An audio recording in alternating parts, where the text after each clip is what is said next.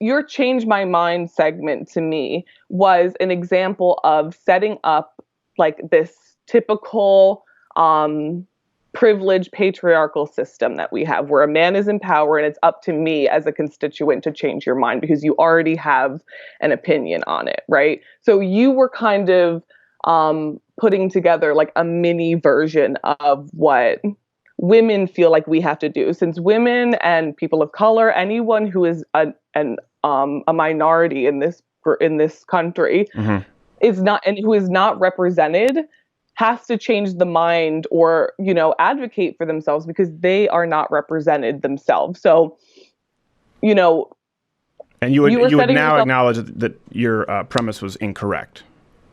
Yes. Well, I mean, I still think that that setup is an imperfect setup. If you will take a little constructive criticism, I would go ahead. How should it be set up?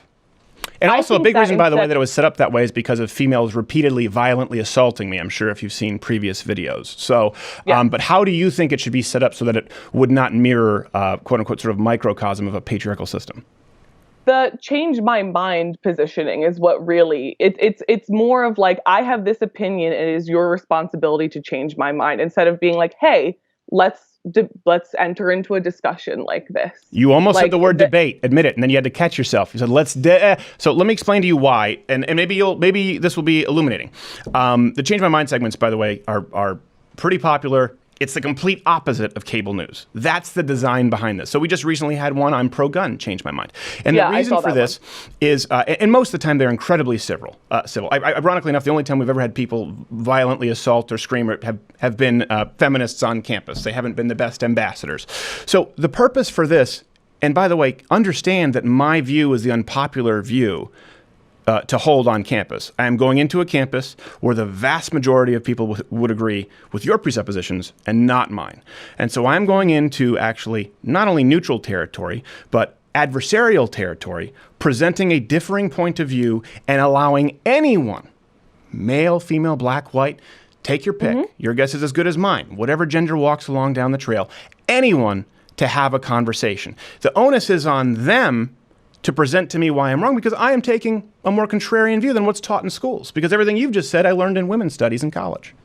So the reason why I took issue with it, because it was a male privilege thing, is because as a male, you were saying, I am male and I think that male privilege is a myth. Change my mind. So you're asking me as a female to validate my experience. No, I'm asking you as a critical thinker.